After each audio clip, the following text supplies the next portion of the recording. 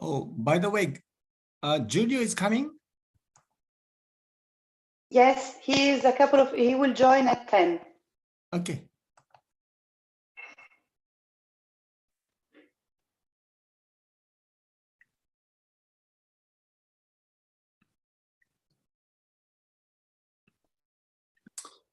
Good morning, Europe. Good afternoon, Japan. I'm Stephen Blockmans, Director of Research at CEPS, and it's my pleasure to welcome our distinguished speakers, our global audience, and our viewers on YouTube to this virtual event to digest the outcome of the 28th Japan-EU Summit, which took place in Tokyo on May 12th of this year. This is the third webinar already organized in this academic year in cooperation with the mission of Japan to the EU. Of course, we would like to thank the ambassador and his staff for their continued support and trust in cooperating with CEPS. Our previous events have focused on maritime security and defense cooperation. And of course, these topics have gained in importance due to Russia's war in Ukraine and Japan's support to Ukraine, as well as its like-mindedness with the EU and other Western partners that has not escaped our attention here. And in fact, it's again on full display at the G7 summit in Bavaria today. This webinar will go beyond the obvious fallout of the war, fallout which of course gets its expression in the energy transition, the food crisis, the looming economic recession, and indeed a changing security situation in the Indo-Pacific. But it will also drill down into questions: what progress has been achieved in the connectivity and digital partnership between Japan and the EU, which was announced during the Indo-Pacific Forum in Paris, and what the EU-Japan Green Alliance has achieved so far. In general, it will seek to address the following question: where EU-Japan relations can have the greatest impact, and what should be their next priority. It is my pleasure to hand over for the moderation of this session to Stefania Benaglia, who is an associate researcher at CEPS and focuses primarily on the Indo-Pacific, or is it Asia-Pacific? I leave that to you, Stefania, also to introduce our distinguished speakers. Over to you. Thank you, and good morning, everyone, and thank you for joining us. Today, indeed, we are here to kind of take stock of EU-Japan relations. The Indo-Pacific is clearly a growing importance for the foreign policy of the EU. And of course, in the Indo-Pacific, Japan takes a primary role. Moreover, Japan is an established partner with which the partnership with the EU, since especially the last couple of years, is really consolidating and deepening. And if I may actually start with a quote from the former EAS Deputy Secretary General, Leffler. He defined what he thought to be the best expression of international relations as boring and predictable. And he said that because when you know what to expect, you can plan out the best outcome. And taking the full positive side of this, I think that this somehow applies for the EU-Japan relations, because if I may, and again, all in positive terms, this is, expectations are broadly met, and this really facilitates the rollout and the consolidation of the relations. So last month, as Stephen was recalling before, we had the 28th summit, which was held in Tokyo. And by the way, the EU met vastly more with Japan than with any other partner, more than with the US, more than with China, etc., etc. Of course, the frequency in summits isn't per se a sign of how strong the partnership is, but certainly is a sign of the mutual political investment. So starting from the outcome, today we really try to get an overview of the state of play of the main pillar of this cooperation between the partners. And together with our panelists, which I will introduce in a second, we take stock of where we are and we look at the progress so far, and especially we conclude on priorities for the next steps. So as Stephen recalled, the webinar is going to be kind of divided into three pillars: the connectivity and digital partnership, with which we were going to discuss with Michael Kaino-Heimas, Senior Research Fellow at the Klingendal Institute and visiting lecturer at the University of Leiden. Thank you for being here. Then we will move into the Energy Transition and Green Alliance, and we will discuss it with Yumiko Nakanishi from Mitsubishi University in Tokyo, Japan. Thank you for being here. We then move on to a part on security and the impact of the war in the Ukraine and in the Indo-Pacific, and we will discuss this with Ken Endo, professor at the University of Tokyo and adjunct fellow at JIII. Thank you for being here. And with Giulio Pugliese, a part-time professor at European University Institute and senior fellow at the Istituto Affari Internazionali, who will join us in a second. We will take all the questions at the end, but please start introducing them in the Q&A box, and we will leave the last part for the Q&A. So I start from the same question for all the speakers, which will give you the opportunity to give your main message, which is, what is your main takeaway from the summit and why does it matter? So starting with Mike, please, you have the floor.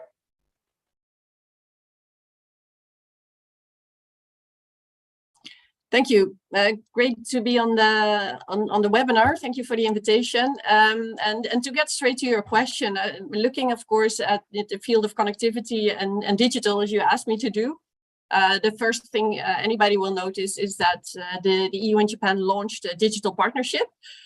This was the first time for the EU to do so, and we know, of course, that there are several others in the making. So the fact that the EU and Japan launched this in the, well, first of all, and then the fact that Japan was the first partner for the EU to launch this with, I think was really substantial.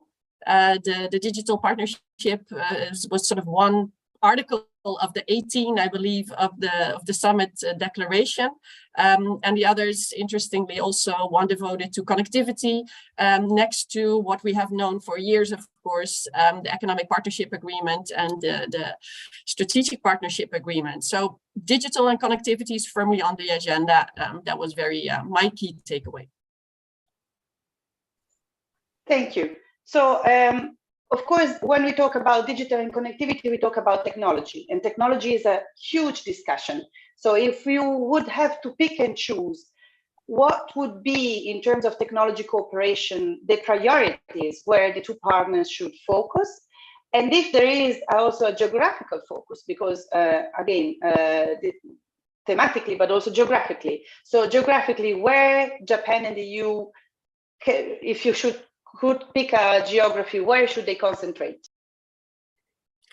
Yeah, that's a great question, and it ties into this really difficult issue of moving from strategy to action, right? The EU-Japan partnership was signed back in 2019, and again, the first time Japan or the EU launched a connectivity partnership, this was with Japan. But since 2019, I have not seen a lot of action, and this is, I think, we have to really think of why this is the case. There have, of course, been studies done on, you know, that there is some action. Let's be frank about that. But I think most people would agree that we haven't seen the big projects really happening between, for example, JICA and European Development Cooperation agencies, or between the Japanese JBIC, the Bank for International Cooperation, and the EIB. You know, both of them also announced partnerships or MOUs in 2019, and it's appearing to be very difficult to really get to joint projects. So we're moving. I think we have moved one level lower to attempts to coordinate. And from what I understand, JICA did have a meeting with DG INTPA, which in the EU is in charge, of course, of connectivity today. It was sort of shifted from the External Action Service to INTPA, which is, you know, helpful because they have, you know, the knowledge and of specific projects that could be done in third countries. But, you know, the fact that this is coming only now shows that it's, I think, we're at a very early stage. So what if I'm looking at regions, of course, we could go back to the 5 regions that were mentioned in this connectivity partnership, Western Balkans, Central Asia, Africa, Indo-Pacific.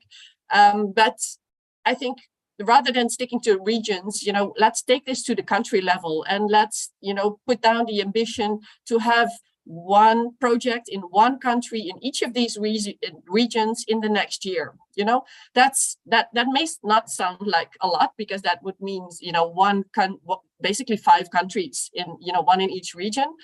but it would be so much more already than what we have today. So I think make it more focused.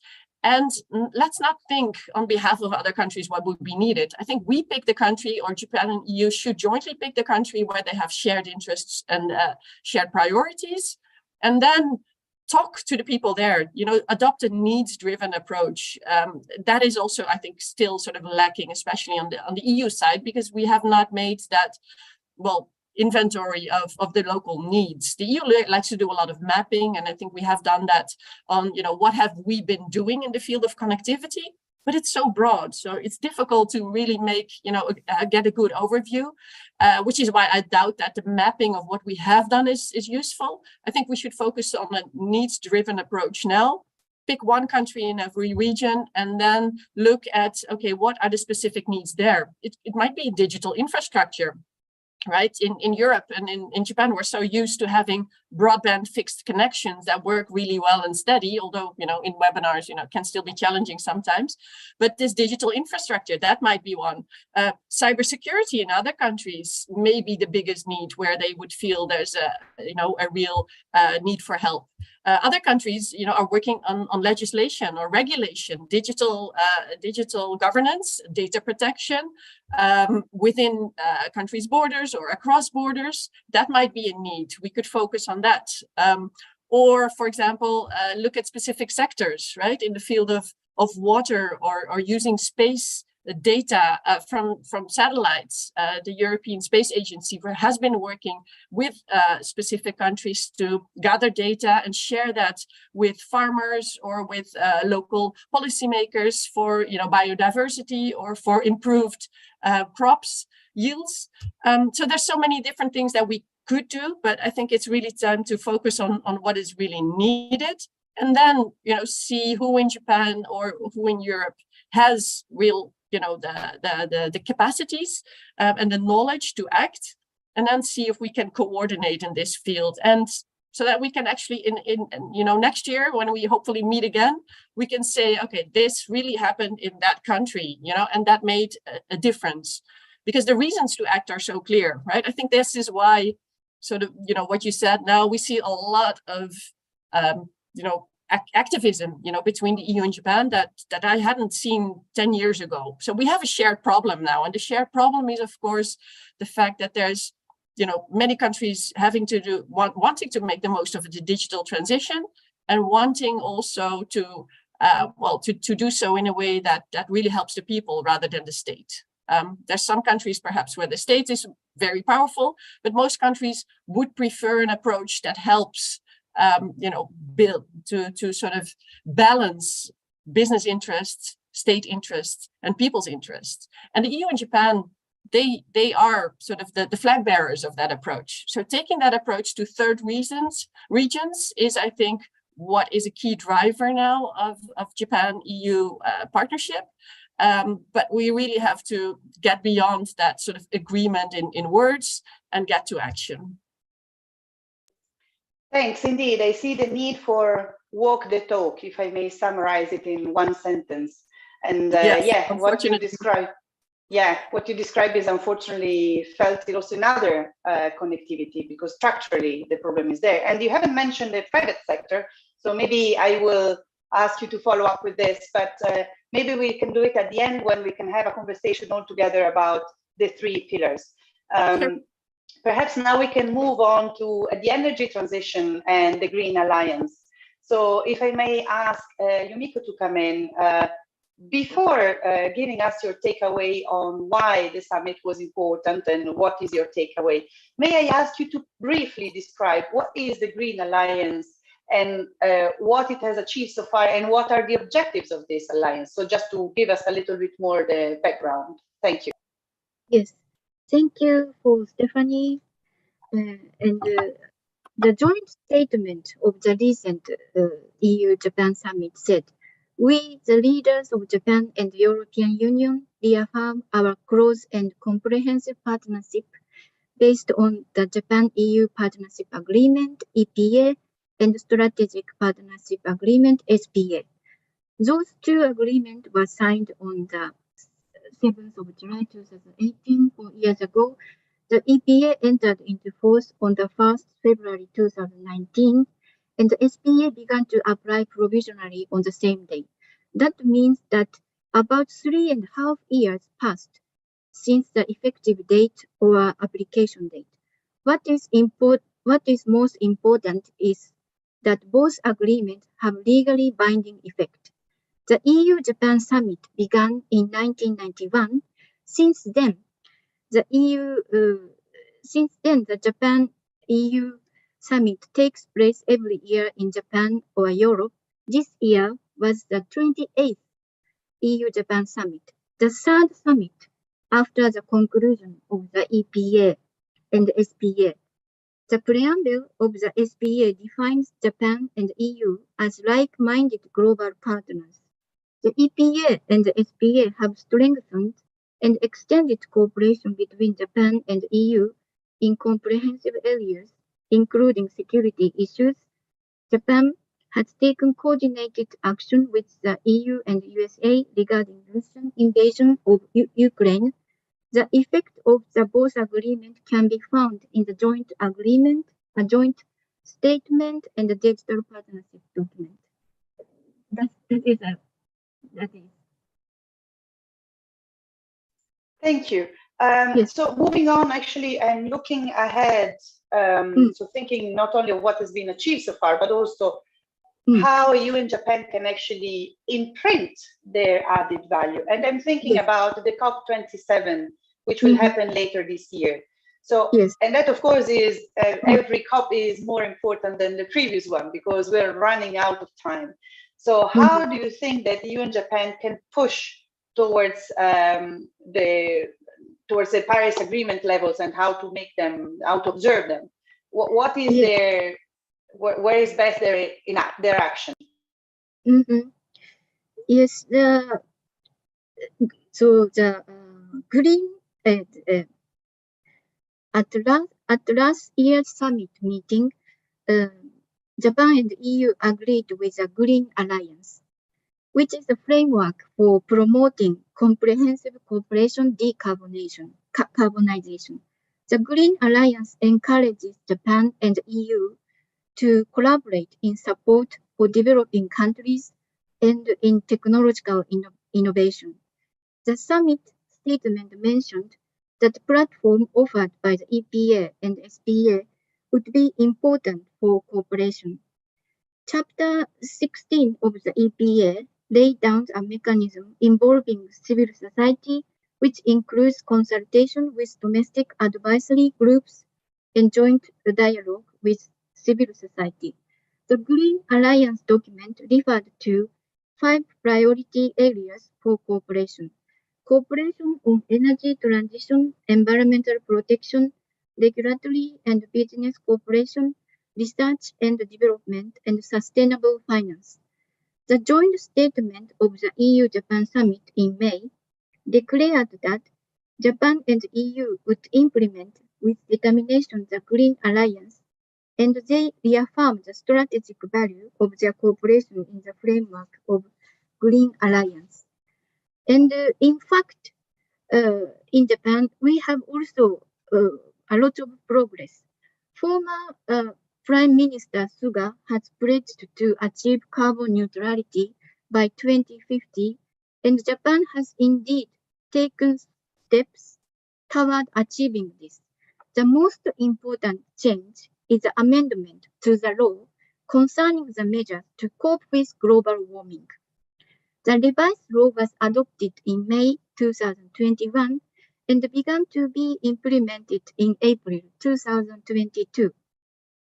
The law lays down explicitly the aim is to achieve a decarbonized society in Japan by 2050. Furthermore, this law obliges businesses that emit more than 3,000 tons of carbon dioxide per year to report to the government.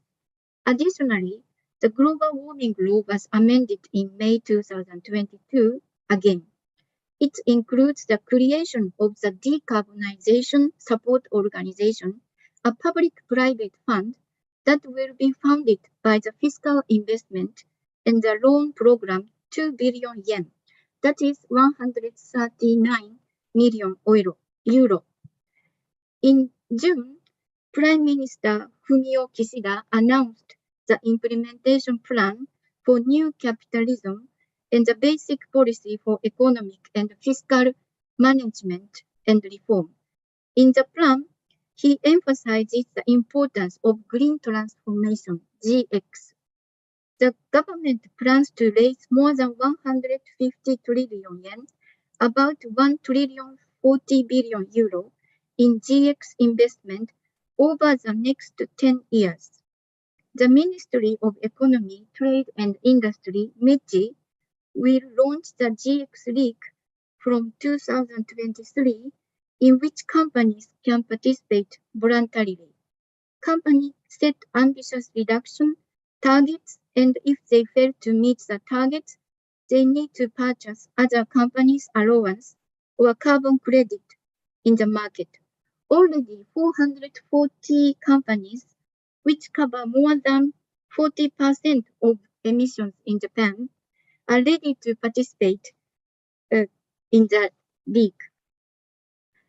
And Japan and the EU has made effort to tackle global warming since the launch of Green Alliance, and they can further cooperate in the field of sustainable finance related to ESG, environmental, social, and corporate governance investments, and sustainability-related disclosure. The role of the private sector in the energy transition will be more crucial than ever. Maybe if I have time, I would like to refer to EU actions, but I think I will finish now. Well, you will be given the opportunity to send a couple of more messages. So indeed, if it's okay for you to keep it, also the others can comment on it. But thank you for highlighting in this sector the contribution of the private sector, because indeed it is just as vital. So if it is okay, we can now move on to the third chapter of the cooperation, which is the one more on security. And I will call in Giulio, which in the meantime, I understand he joined, or in the meantime. Good morning, Giulio. So the Indo-Pacific is clearly getting importance, and we've seen also that the Prime Minister Kishida and President Michel discussed it on the side of the G7. So with this in mind, and also please, what is your takeaway from the summit, and why does it matter? Please, Giulio, the floor is yours. Thank you. Thank you for having me, Stefania. I would keep it very brisk and to the point. The language we have seen at the 28th EU-Japan Summit has been remarkable, to the effect that for the first time, the EU has agreed to essentially concede to the Japanese government's definition of a free and open Indo-Pacific rather than an Indo-Pacific per se. So we have had a more expansive language, and the EU has also agreed to Japanese diplomatic counterparts' insistence, I would imagine, to make sure that it's not just Japan, the Japanese government supporting the EU's position in defense of a rules-based international order, with strong language condemning also breaches of international law. But it's also the EU that has conceded to Japan's long-held complaints about Chinese coercive approach, not just in the South China Sea, but also in the East China Sea. And for the first time ever, you see the East China Sea spelled out along with the Senkaku Islands, not Senkaku Diaoyu Islands, because these are disputed islands, but also the fact that we acknowledge that Japan has a stronger claim on the basis of international law on the Senkakus. On the security side, I would also like to emphasize not just an emphasis on maritime security and on the protection of a rules-based international order, but also a growing interest, and this ties back to what Maike was saying, to disinformation and to protecting resiliency in terms of cybersecurity. And we are seeing something moving in that direction through EU projects and in collaboration with Japan. But I'll stop here. Okay, thank you. If I may actually pick your brain a little bit as a follow-up question. Now, we have seen that last week the EU granted the candidate status to Ukraine. This is clearly a big geopolitical move for the EU, and this will position potentially the EU more as a global actor, because this is, again, using membership as a geopolitical tool. How do you think this will be perceived in Asia, and particularly in Japan, of course? Well, I am of a skeptical opinion that being granted candidate status needs to be followed by walking the talk, as you said earlier on. I mean, if you think that Turkey has been granted candidate status, or Serbia has been granted candidate status, Macedonia, the thing is that we need to be conscious about the fact that the issue will be necessarily politicized in the future, and you need agreement between 27 member states, especially the most important and hefty ones.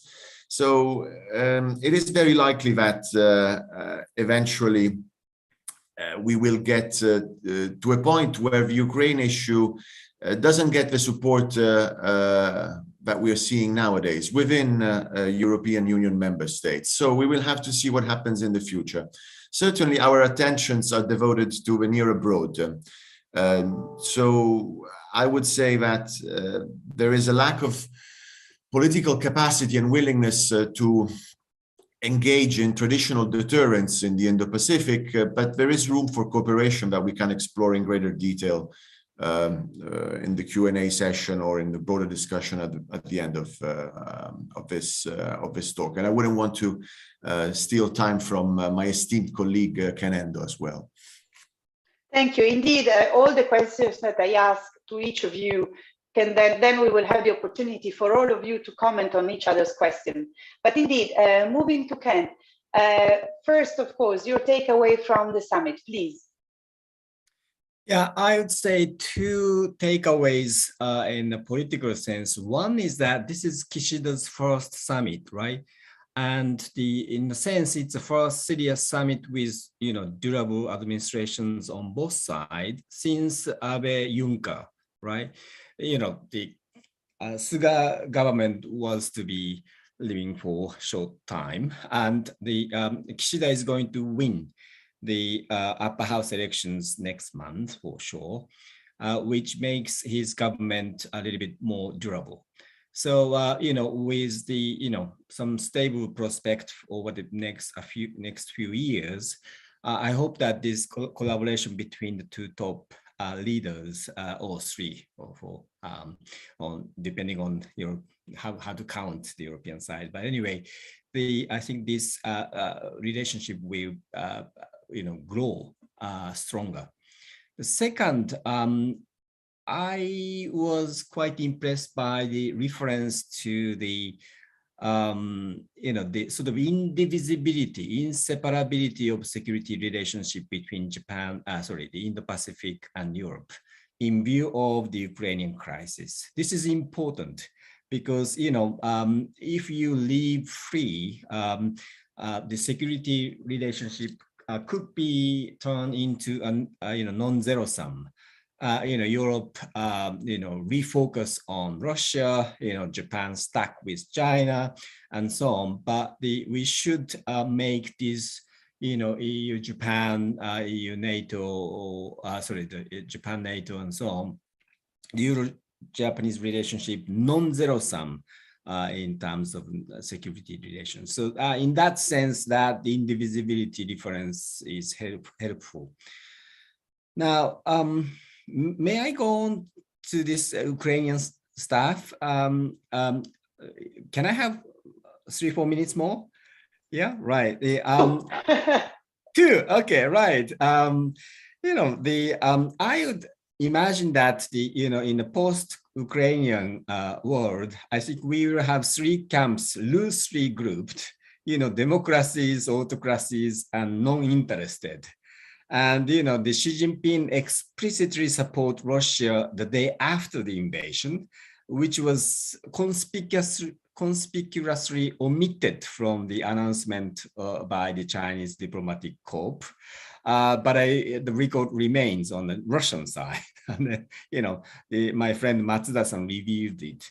But anyway, so I think in view of this, sheer violation of international law, the principle of peaceful territorial change or status quo, established since the Helsinki Declaration back in 1975, is even more important.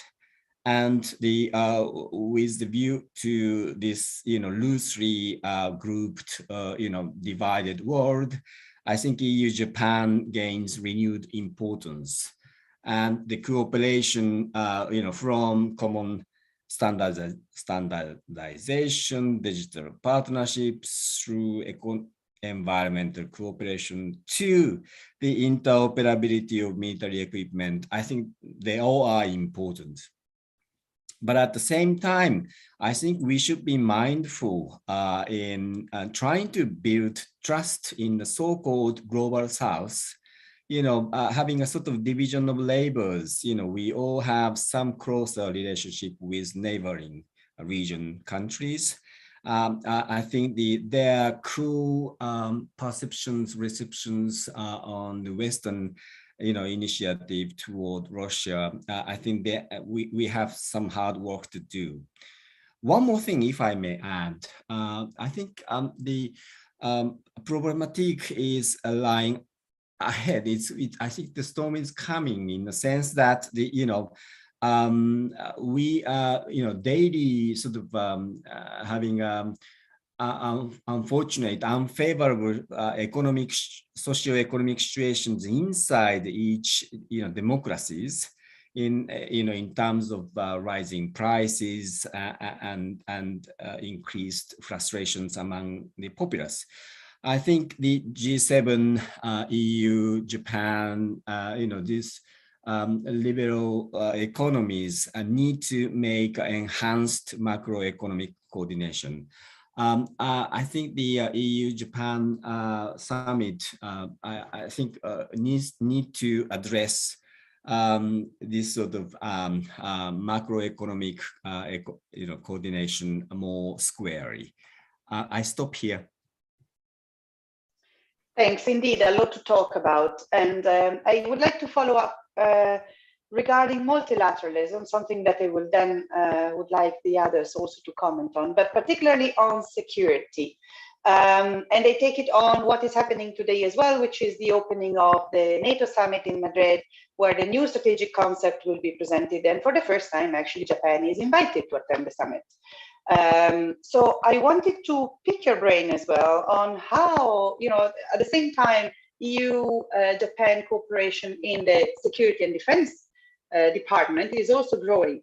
But I wanted to get clarity from your perspective, how Japan sees cooperation with the EU vis-a-vis the cooperation in security terms with NATO, because of course NATO is interested in the Indo-Pacific region. So and there's also Quad there. So how do you think Japan will play into all of this? Is there going to be coordination?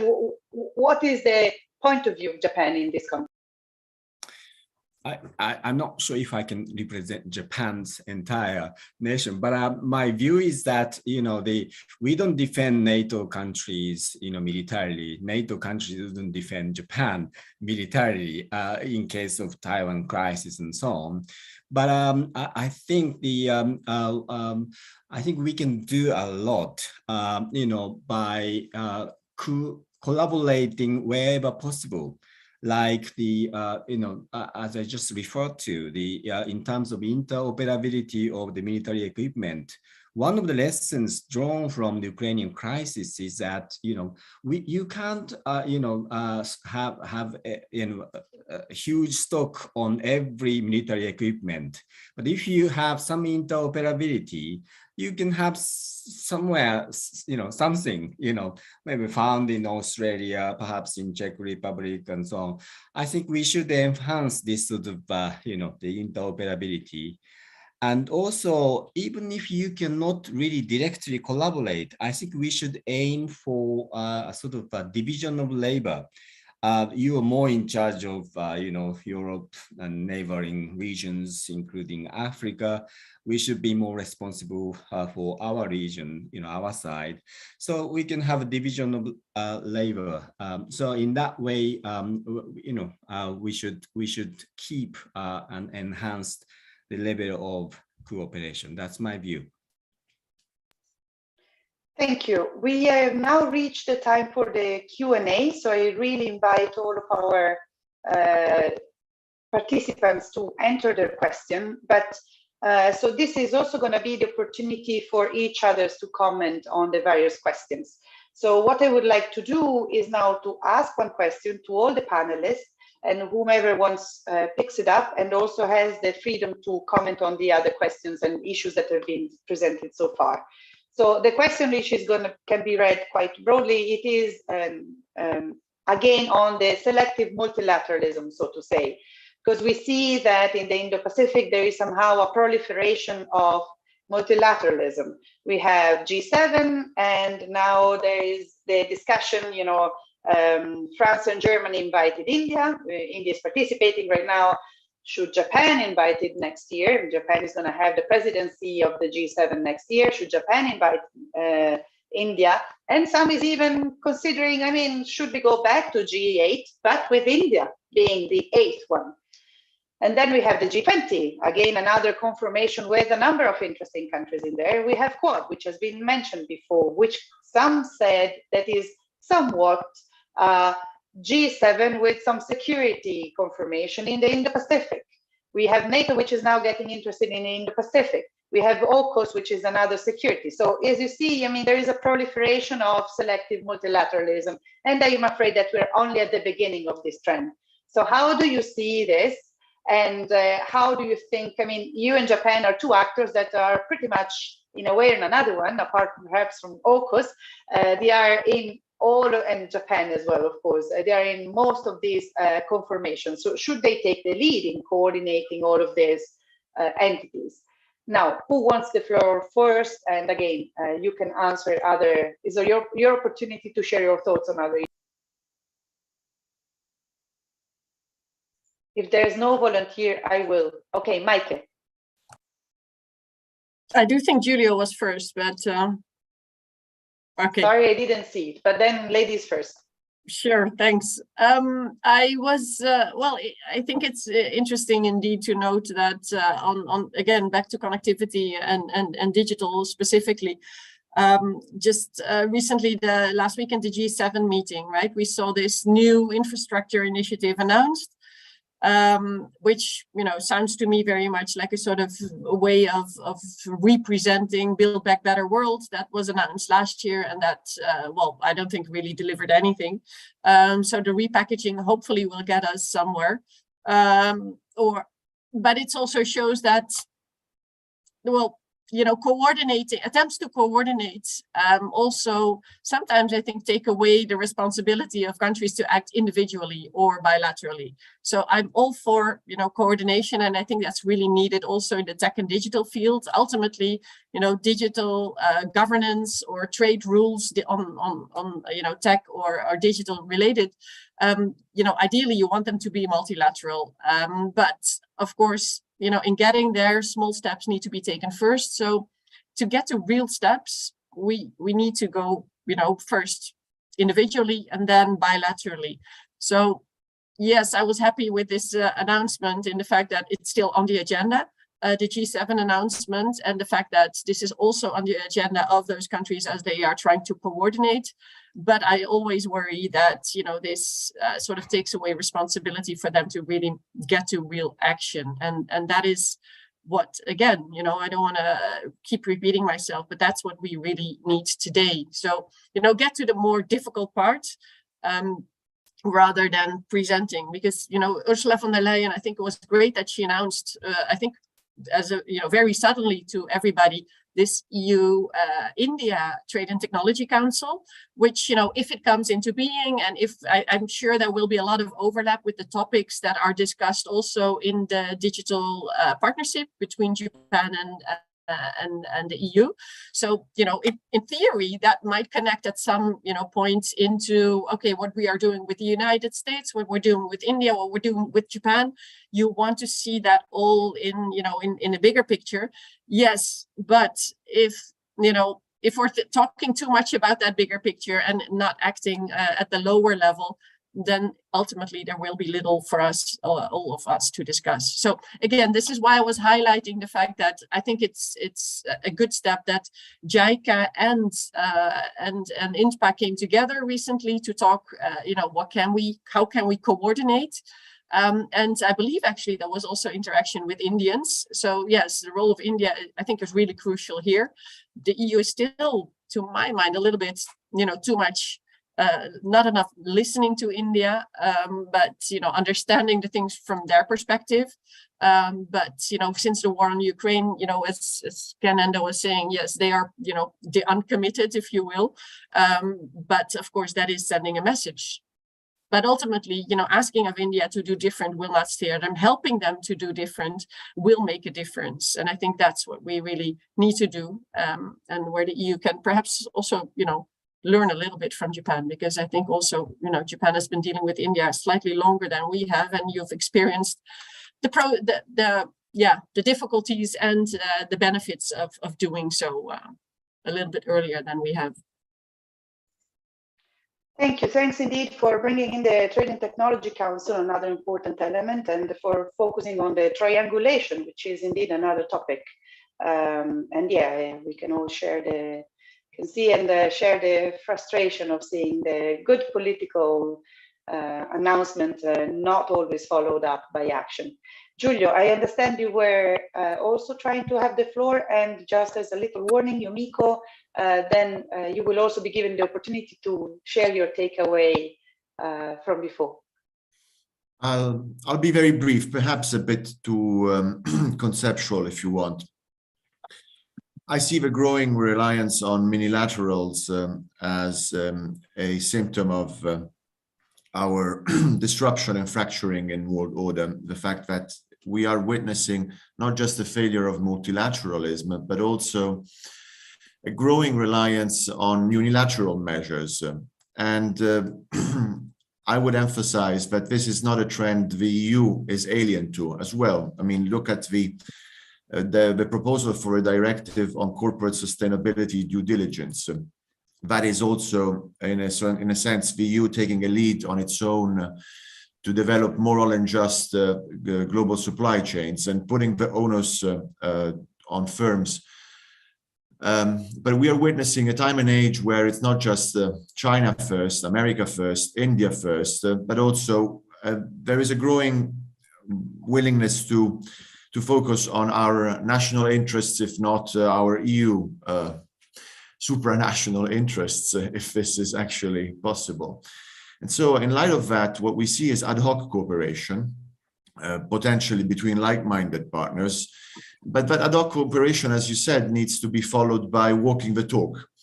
And so it is a very tough environment we're living in. And the trick is to perhaps to really try to align interests when possible, or at least avoid and promote coordination to avoid competing between like-minded partners. This is probably what is happening, and we will see how tenable that can be, because of course interests also diverge. And this is particularly true at a time of geopolitical and technological and potentially economic disruption. And on that note, I'll pass it to you. Thank you. Thank you. Yumiko, thank you for your patience in this. If you want to comment and to share the takeaway. Yes, thank you. Not the takeaway, sorry, the extra point.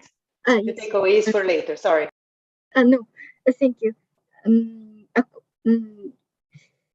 Regarding Ukraine issue, I would like to add in the context of energy field. So the European Commission published Repower EU, and that means the energy toward the green transitions action will continue despite of the Russian invasion of Ukraine.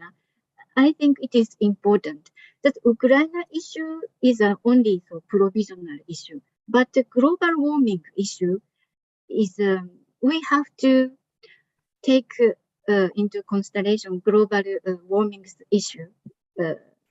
I think, and I am not a social scientist, therefore I don't know that I cannot analyze the multilateralism.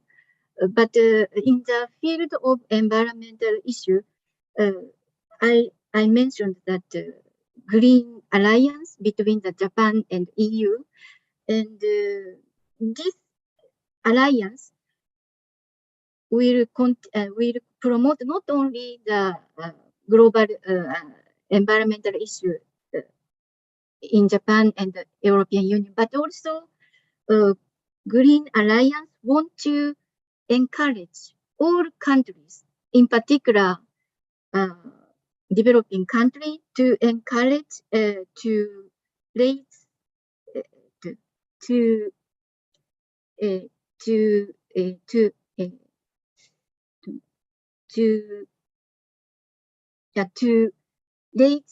raise the target of the national determined contributions. And this G7 currently taking place, and G7 summit discussed climate change issues and agreed to maintain the goal of phasing out coal-fired power generation. And the German Chancellor Scholz called on G7 members to accelerate the transition away from dependence on fossil fuels and rapidly expand renewable energy sources. Therefore, this issue is important not only to countries but also in the world. And yes, okay, I stop here. Thank you, and thank you indeed for commenting on the energy repercussion of the Russian invasion to Ukraine. Ken, over to you. And in addition to your comments, we actually have a question for you, which I will read as it says, would you agree that EU-Japan cooperation should concentrate on space-based solar power? And is Japan willing to share its advanced technological knowledge of this game-changing technology? Of course, if someone else is also willing to comment on this, please show your hands, the digital one, because otherwise I'm not sure I see it. Ken. Well, I'm not sure, if we should concentrate on this aspect only, because there are a variety of security-related issues and economic, energy, environmental-related priorities that we have to address, and I'm sure this would be helpful, particularly when Japan is ready to provide some advanced technologies to the European side, if in exchange of something that we need from Europe. I was about to talk about just how to put it, about the sort of the prospect that we don't want to think about. That is a sort of possible comeback of Mr. Trump or Trumpy figures in the United States. This in relation to the need to enhance the multilateralism. I just was reading Mr. Bolton's memoir. He himself is not that reliable, perhaps, but anyway, he was looking at Mr. Trump so closely, and then Mr. Trump was really about to withdraw from NATO, and Mr. Putin was waiting for the re-election of Mr. Trump, because without United States, NATO is like boneless. And imagine if Mr. Putin is going to invade, when there's NATO without United States, that would have been a disaster. And there would be a lots of implications of Mr. Trump or Trumpy recovery in the midterm elections, as well as in the year 2024. I think the EU and Japan should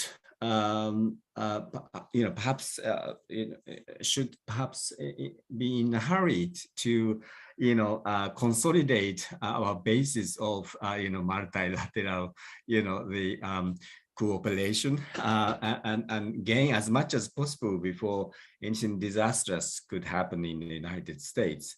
I was also worried about the Taiwanese situation in the same spirits, because Ukrainian crisis has made the Chinese military operation to Taiwan much more difficult and much more unlikely.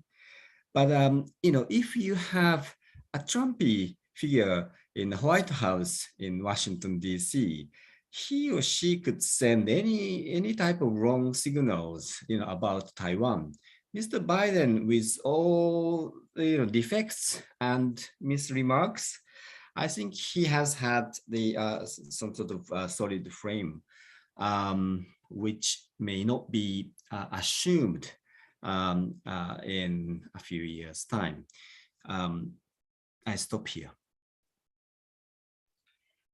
Thank you. Very valid point. And also, of course, we all realize that certain things cannot be undone. And once you have somebody as disruptive as Trump, unfortunately, it is highly possible that there's going to be a follow-up, which is going to be even more disruptive. And I guess us Italians have learned these lessons. At the time of Berlusconi, we thought that was the worst, but then our political system proved to be capable of producing even worse Berlusconi kind of politician. So yeah, gloomy thoughts, but good your point of, put our acts together before that situation might happen. We have another question from the audience, which is to all the panelists. In terms of moving to strategy to implementation, what does the panel think of the prospect for EU-Japan Association Agreement on Horizon Europe? I guess this, who wants to volunteer? Unfortunately, I don't think I see all of you. So please raise your digital hand so that I should be able to see that. If there's no volunteer, I will choose a volunteer.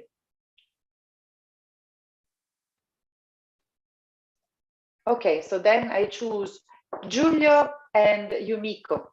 Please, do you want to have share your thoughts about Horizon Europe and the Association of EU-Japan on Horizon Europe? I understand you both have quite a career in the university as well as the others, but you have to choose volunteers.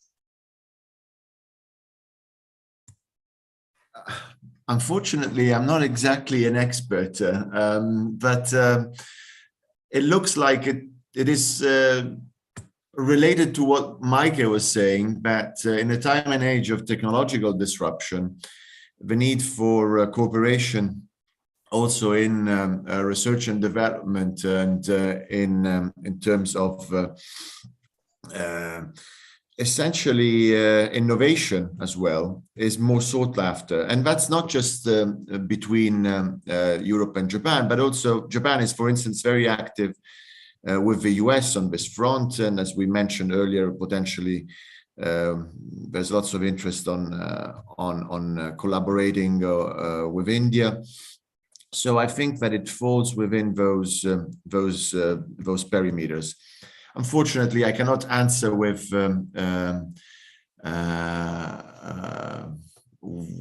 with profound knowledge. I cannot answer to that specific question because I don't know. Thank you for giving it a try anyway. Is there any other volunteer? So now we Yumiko wants to add something. Sorry. You see, this is the difference of not seeing people in person and not seeing. Yumiko, please. Thank you. I'm also not an expert on Horizon Europe, but I checked the Horizon Europe in the context of circular economy. I wrote an article about circular economy, and the Horizon Europe is referred. And Horizon Europe, that is a financial support for ambitious companies to promote environmental protection. And Horizon Europe, for Horizon Europe, not only European companies, but also Japanese company can apply for that in order to get a subsidy from the European Union. And I think technological innovation is very important to tackle global warming issue. And that means company have to have budget investment from in private sector, but also from the government. And Horizon Europe is a means to achieve this goal. Thank you. Thank you very much. So I think we now arrive to the concluding part of our conversation today. And as a concluding part, I would like to ask all our speakers to give one sentence of what was your takeaway from today's discussion.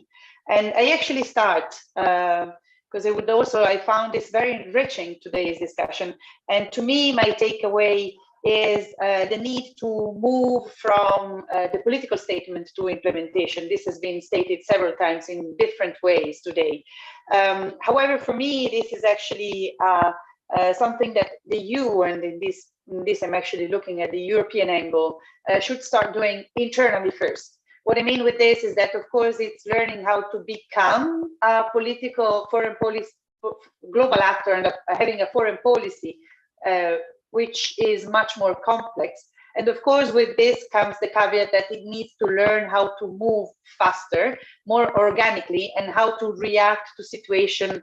It did prove to be able to do so in economic terms, because when the pandemic struck, the EU proved to be capable of, coming up with innovative instruments, new generation Europe, and purchasing of vaccines, etc., etc. So it needs to apply the same principle to the foreign policy, which is not yet doing. So we will go in the order of speakers. And so, Maike, please, do you want to share your takeaway from? Sure, thanks. Well, I think I would like to recall what Ken Endo just said, and I was trying to get to in a different way, that, cooperation, coordination on working with the Global South is extremely important. Getting all those countries that are, not aligning with the democratic side or with the autocracies, if you want to have that binary distinction, engaging with those, I think, is really important, because that is how we uphold our own norms and values. So it should not be about, against anybody, but engaging this group of countries is extremely important. And then perhaps, if I may, just adding, a few thought, one thought on how to do this. As I said, I think, the implementation agencies are crucial to getting to real projects. They have no inherent interests in coordinating, right? The agencies in Japan and the ones in Europe, to the extent that we have them. So there has to be a stronger political push for this, because it's political reasons that should be driving this. And again, those implementation agencies, they have no inherent interests. So they have to be sort of pushed harder, I think, to really get to that next stage. Thank you. Yumiko, would you like to share your takeaway? Yes.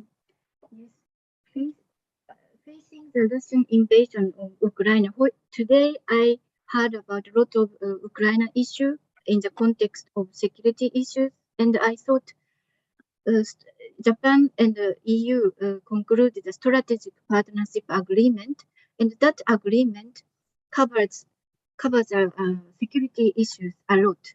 And then the relationship between the Japan and the EU, the SPA agreement can be a very important instrument for the future than ever. Thank you. Thank you. Giulio? I'll keep it broad again.